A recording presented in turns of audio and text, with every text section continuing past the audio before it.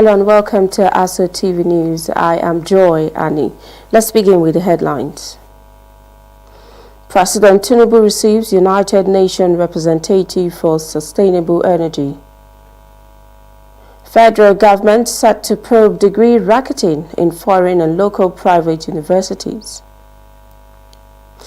Nigeria Police warns against "No Grief for Anybody" slogan, parades 67 suspects in national crackdown. And in sports, Super Eagles arrive at Abidjan, Cote d'Ivoire for the 2023 African Cup of Nations. And on the news in detail, President Tinubu receives the United Nations Special Representative for Sustainable Energy for All, Damilola Ogunbiyi, and her delegation on a visit to present a document on e-mobility in northeast Nigeria. And President Bola Tinubu has directed a major slash of travel delegation for all federal government official trips within and outside the country. The special advisor on media and publicity, Ajurin Galale, disclosed this on Tuesday during a press briefing at the State House in Abuja. According to the special advisor, the directive means a 60% slash across board and affects all MDAs, including the office of the President, Vice President, and the First Lady. The official trips that will be undertaken within the country, that is when Mr. President or the Vice President travels to any state within the country, the massive bills that accrued due to allowances and ESTA code for security detail coming from Abuja going and traveling into those states will be massively cut due to the directive of the President that the security outfits within states, whether it be police, DSS, or branches of the military, will frontline his protective detail when he travels to those states, a major cost-cutting initiative. That will affect the office of the Vice President as well as the office of the First Lady. Additionally, when any international travel is being approved, the following limits have been placed on all ministers of the Federation. 4 members of their staff, appointees and the like, will be allowed to travel with a minister on an official trip. For heads of agency, that will be limited to 2 members of staff allowed to travel on an official trip. The presidential aide also outlined what applies on international trips. On international trips, the President has directed that no more than 20 individuals be allowed to travel with him. That number will be cut down to 5 in the case of the First Lady. 20 for the President, 5 for the First Lady. Additionally, the number in the entourage on official international trips for the Vice President will be cut to 5. The number that will be limited, the number that will be placed as a limit on the wife of the Vice President is. President Tinubu also directed that his security personnel be heavily reduced during visit to states in Nigeria, as the security architecture in the state he is visiting will take charge of his personal security. Let's quickly take you to Benue State, where the federal government has announced plans to formalize 1 million businesses across Nigeria at a discounted rate. Vice President Kashim Shettima disclosed this on Tuesday when he launched the expanded National MSME Clinic in Makurdi, the Benue State capital, marking the first stop on a nationwide journey to empower small and medium-sized businesses. In a statement by Stanley Nwokocha, Senior Special Assistant to the President on Media and Communication, Office of the Vice President, said MSME Clinic, the first of its kind under the President Bola Ahmed Tinubu's administration, aims to empower micro, small and medium enterprises by breaking down barriers and providing crucial resources. According to the statement, Benue pioneership of the MSME Clinic sets the stage for a nationwide rollout scheduled to traverse Ebonyi, Ogun, Delta, Kaduna, Borno, Katsina states and the Federal Capital Territory. In a meticulous planned itinerary for the first half of 2024, It added that this will culminate into the National MSME Award, a fitting celebration of entrepreneurial spirit coinciding with World MSME Day on June 27, 2024 in Abuja. Now, addressing a mammoth crowd of entrepreneurs and stakeholders at Ibrahim Badamasi Babangida Square in Makurdi, Vice President Shatim emphasized the federal government's commitment to creating a thriving MSME ecosystem. He also acknowledged the critical role MSMEs play in job creation and economic development, even as he pledged government's unwavering support to empower them. He assured that President Tinubu is committed to resolving the bottlenecks affecting the MSME space in Nigeria and will persist until these issues are resolved. The Vice President noted that the 75 billion naira loan scheme from Bank of Industry and Access Bank's discounted 50 billion naira fund offer is already in place as crucial financial support for entrepreneurs. Now, the Minister of Works, Engineer Nweze David Umahi, has inaugurated 3 committees to fast-track the implementation of the High Development and Management Initiative, HDMI. Speaking during the event, the minister harped on the need for the committees to work effectively and concertedly, bearing in mind the expectations of Nigerians in terms of transparency, standard and efficiency in contract negotiations. He noticed that contracts with some concessionaires had been consummated, but that the current economic dynamics and the new policy direction of the present administration would require a review of the scope of work and cost implication. They charged the concessionaires to abide by the critical and criteria set and the timeline for the project. The 3 committees set up by the Minister for the actualization of the federal government's HDMI program are scoping and design, financial due diligence and agreement review.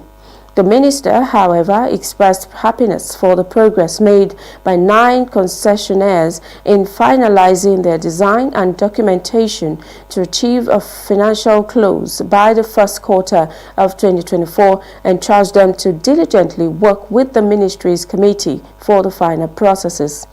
Earlier, speaking on behalf of the Permanent Secretary at the meeting, the Director, Highway and Bridges, Engineer Wosanya Onatuga, said that directors and the concessionaires were ready to work concertedly to move HDMI project forward.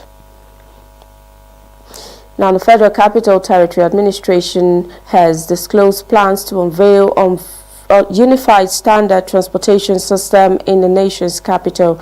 Directorate of Road Traffic Services, DRTS, Dr. Abdul Latif Bello disclosed the plan during a stakeholders engagement meeting. Usman Katun Omar reports. Dr. Bello, who stated that the need to standardize the transportation system in Abuja had become very necessary, considering that the city was fastly evolving and no aspect of it should be ignored, also revealed that the reorganization of licensed taxi operators in the city would soon commence. Dr. Bello equally revealed that the administration has perfected plans with consultants to bring in buses that use compressed natural gas (CNG) to solve the problems of mass transit in Abuja. FCT cannot remain stagnant. We cannot continue to, remain where we are. We have to move. We have to run a transportation system, that is similar to what is obtained in other developed cities of the world. Anytime there is a challenge, people always refer to FCT as poorly organized in terms of transportation. But the Prime Minister has, read the Riot Act. Every day we have been having meetings, we have been interacting with some big consultants who are ready to bring in new fleets of vehicles. All these things are going on behind the scenes. So before it will come out as a surprise, I think I owe these critical stakeholders, every benefit to hint all of you of what is coming ahead. Some stakeholders in attendance also shared some insights and recommendations. Because I do believe that before the idea of CNG buses, we from the National Union and other associations who have been on ground. And I think the coming of CNG are meant to cushion the effect of the removal of subsidy and to ameliorate the suffering of the ordinary Nigerians. Because before the advent of CNG, some of these our buses have been providing these services for ordinary Nigerians. And if you are now coming with the idea of CNGs, I think we, the existing stakeholders, should have been considered first before going to contact the so-called consultants. We have licensed operators in FCT who are licensed to do this business. And my own organization, for instance, SECDA, I think in August last year, we started what we are about doing now earlier on. We launched a taxi recapitalization scheme in FCT here. The TRS was present, road safety, VIO, and all other bodies were present. We launched it. What is the aim of doing that is to remove rickety vehicles in FCT. Usman Katun Umar, Aso Television News. The chairman of Abadi Area Council of the FCT, Alhaji Abubakar Umar Abdullahi, has approved the appointment of Mr. Agaba Abaji Agumogo as the new Abadi Area Council Secretary.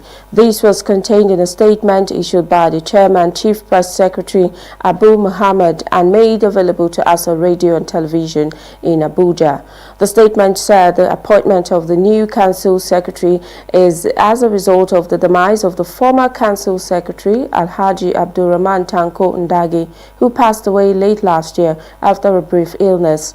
The chairman, according to the statement, said the appointment of Mr. Agaba Abaji is with immediate effect, as he reminded the new council secretary that his appointment was based on merit. Alhaji Abubakar Abdullahi, who is the National Chairman Association of Local Government of Nigeria, ALGON, also charged the new council secretary to live up to expectation in line with the present renewed hope agenda of President Bola Ahmed Tinubu's administration. A letter of appointment has since been presented to the new Abadi Council Secretary. Now on education, the federal government has inaugurated an inter-ministerial committee to examine the diversity of allegation of degrees racketing within foreign and local private universities in Nigeria. Inaugurating the committee in Abuja on Tuesday, the Minister of Education, Professor Tahir Mamman, mandated the committee to review the role of any MDAs or its official in facilitating the recognition and procurement of fake certificates in question. We need to find out, if we can, and I hope we can, these institutions where they are. And from some of the information we've been getting system, it's not only the immediate neighbors, it's very far and wide to some countries in Central Africa and even outside Africa. These institutions are called the green mills. They are known all over the world as the green mills.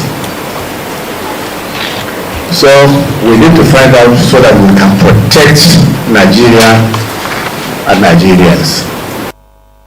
The committee had, however, been mandated to complete the investigation within 8 weeks from the date of inauguration. The minister, while reading the terms of reference, urged the committee to review existing policies and procedures related to accreditation and certification to identify weaknesses contributing to the issue. We need to protect those of us who have worked very hard to acquire qualifications in Nigeria and abroad, and who come back and join the queue for jobs, and when they get the jobs, to provide quality service. Because anybody who goes across, gets a degree, or even without moving, sits in the comfort of his living room, pays some money, collects a certificate. You know that this fellow is not bringing any knowledge or skills to the table. These are quacks. So we have a duty to protect this country from this category of criminals. That's what they are. According to the terms, the members should examine the extant rules, procedures and processes for granting of provisional licenses to new universities by the National Universities Commission. The committee is chaired by the Chairman, Board of Trustees, Committee of Vice Chancellors of Nigerian Universities, Professor Jibrila Amin.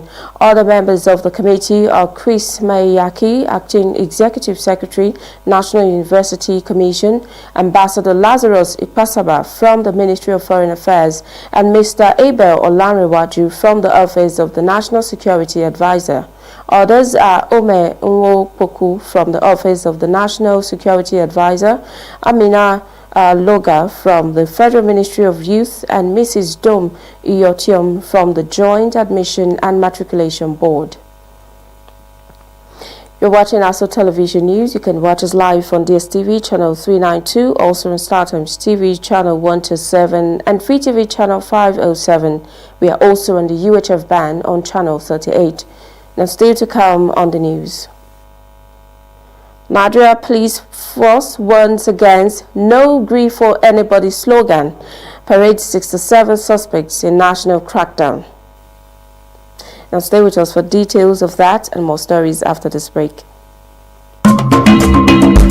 Oh dear residents of the FCT, the dry season is here again, a time when the Harmattan haze is intense and combustibles burn faster. So be responsible and take precautions.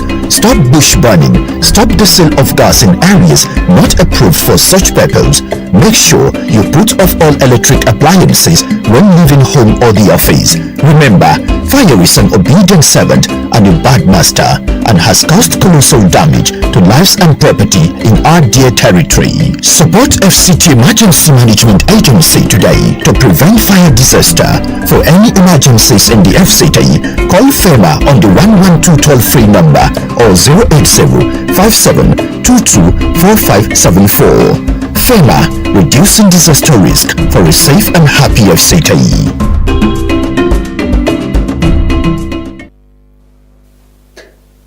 Many thanks for staying there. Now to the rest of the news. In a stern warning to citizens, the Nigeria Police has cautioned against the popular social media slogan, "No grief for anybody," stating that the law will not hesitate to take its course in the event of any violation. Now, the Force Public Relations Officer, ACP Olumuyiwa Adejobi, gave the caution amongst a crackdown by the Nigeria Police Force Intelligence Department tactical teams, who on Tuesday prepared and paraded 67 suspects arrested for a range of crimes. The offenses include kidnapping, gun running, wanton robbery, armed robbery, and banditry across the country. And let me say again on this note that the new slogan for 2023-24 for our young ones is "No degree for anybody." We have been informed from our intelligence that this slogan is coming from a revolutionary sector that may likely cause problem across the country. No degree for anybody is being seen as just a normal talk, but in security business, in security community, we have seen it as a very, very dangerous slogan that can trigger crisis. Don't forget, in as much as you are entitled to enjoy your fundamental human rights, no fundamental human right is absolute. No degree for anybody will not work when security operatives want to apprehend you for committing an offense. Once you have committed an offense, security operatives will come, apprehend you, and cause you to face the wrath of the law. Don't say no degree for everybody. You need to work when you commit offense. Among the paraded suspects are 3 individuals linked to the Christmas Eve attack on 15 villages in Plateau State, resulting in the tragic loss of over 150 lives and the destruction of 221 houses, leading to the displacement of more than 10,000 residents. The IDP is making sure that we take charge of some of these operations. We are even planning to float some operations to tackle some of these insecurity we experience in some areas across the country. The IDP is working out as a flagged off a segment of Special Interventions Code in Plateau State, which is under the direct supervision of AIG, a child of Zone 4 in Makodi, who has been temporarily located to Jos in Plateau State to oversee the special operations we are doing to make sure we restore peace back to affected areas in Bokos, back in Ladi, Mango, and other areas of Plateau State. It's our collective resolution, our collective responsibility again in the police, and seeking support from other members of the public to make sure we have a better security networking in this country. According to Force PRO, the police recovered a cage of weapons, including a AK-47 rifle, AK-49 rifle, 1,000 rounds of live ammunition, and 5 magazines. The crackdown and subsequent arrest emphasized the Nigerian government's commitment to tackling rising criminal activities across the nation. Now, still on security matters now, the Chief of Army Staff, Lieutenant General Tarid Lagbaja, has charged troops of 82 Division, Nigerian Army, and Joint Task Force Southeast Operation Udoka to remain loyal and committed to their constitution and their constitutional responsibilities as enshrined in the Constitution of the Federal Republic of Nigeria to guarantee the sovereignty and territorial integrity of the nation as well as peaceful coexistence of the nation's citizenry. Major General Nyema Nwachukwu, Director, Army Public Relations, said the Chief of Army Staff gave the charge during his operational visit to Headquarters 82 Division Nigerian Army on Tuesday, 9 January 2024. Addressing the troops, the Army Chief, who lauded the resilience and sacrifices of the troops, also cautioned the troops to not expose themselves to the negative influence of the social media, as it has oftentimes been used to spread false and nauseous information, emphasizing the importance of not letting themselves to be manipulated into making misguided decisions or indulging in illegalities contrary to extant regulations and core values of the Nigerian Army. He added that the Nigerian Army, as a disciplined and noble profession, has zero tolerance for illegalities and will remain an embodiment of discipline and would therefore not tolerate any form of indiscipline from the troops as they operate in their respective host community. The Chief of Army Staff informed that the federal government has made commendable interventions in the areas of troops' welfare and provision of combat enablers. He informed that the government has settled the backlog of unpaid group life assurance that had accumulated since 2011. He also reveals that the Nigerian Army has equally commenced the payment of troops' accident insurance, adding that it is imperative for troops to reciprocate these motivating welfare interventions by removing and remaining loyal, disciplined, and upscaling their operational effectiveness in the fight against security challenges in the country.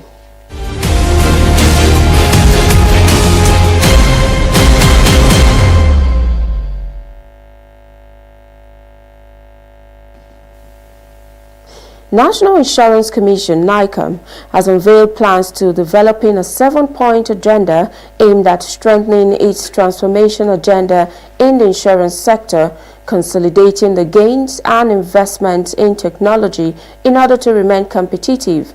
This is according to the report issued by Global Data on Tuesday, noting that Nigeria's insurance market is expected to achieve a compound annual growth rate of more than 10% between 2023 and 2027. Speaking, the Commissioner for Insurance, Mr. Sunday Thomas, said over the next decade, the insurance industry would seek to continue its transformation journey along the following 7 strategic thrusts with the objective of achieving the corresponding goals.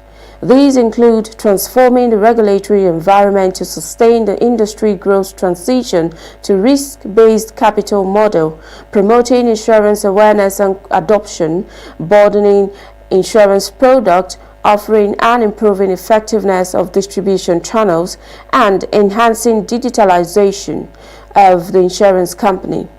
Others are deepening the industry's talent pool and capabilities, supporting Nigeria's economic transformation and sustainability agenda, and implementation of Project E-regulation through operationalized business process management solution and NICOM portal.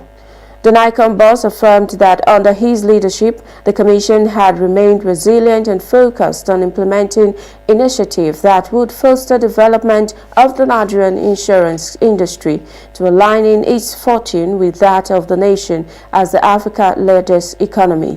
He acknowledged that in pursuit of the drive by President Bola Tinubu towards a thriving economy, the need to strengthen the sector to play its role in realizing these laudable national objectives has become imperative. Mr. Thomas further noted that NICOM is very mindful of the collective responsibility to ensuring the insurance institution prosper, adding that it is in that prosperity that lies the attainment of its regulatory objectives of safeguarding insurance. Business correspondent Ile Emeje reports that from the ongoing efforts and expectations of higher adoption of technological reinvention in 2024 by the NICOM, it is expected that insurers would attempt to be tech-enabled, mastering data and its many sources for quick access and serve customers when they need, learn about and purchase insurance. And now to stocks. Equity sector of the Nigerian Stock Exchange made a milestone achievement at the last trading session regarding a highest single-day gain of 1.5 trillion naira.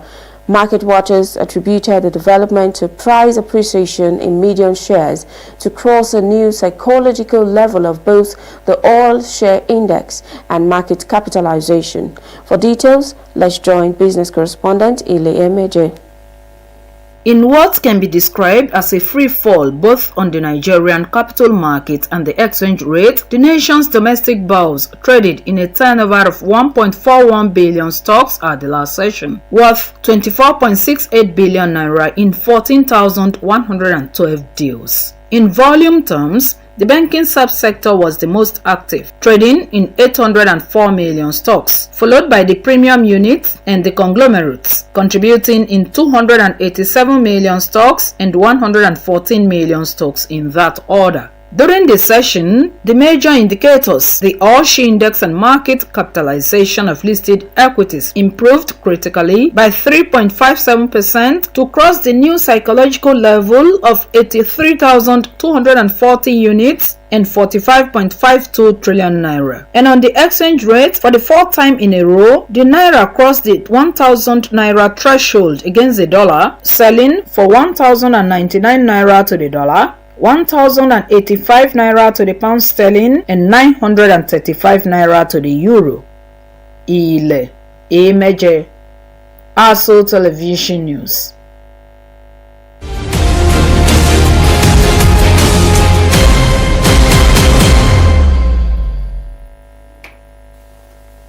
Super Eagles of Nigeria have landed in Abidjan, Côte d'Ivoire for the 2023 African Cup of Nations. The Eagles are expected to play their first game this Saturday, January 13th, against Equatorial Guinea. The 23-man squad dressed in the nation's colors as they flew from Nigeria to Côte d'Ivoire. Meanwhile, Nigerian Television Authority (NTA) has announced that it has secured the exclusive rights to broadcast all 52 matches of the 2023 African Cup of Nations (AFCON). This is coming after multi-choice owners of cable platform DSTV announced that it will not broadcast the tournament on SuperSport.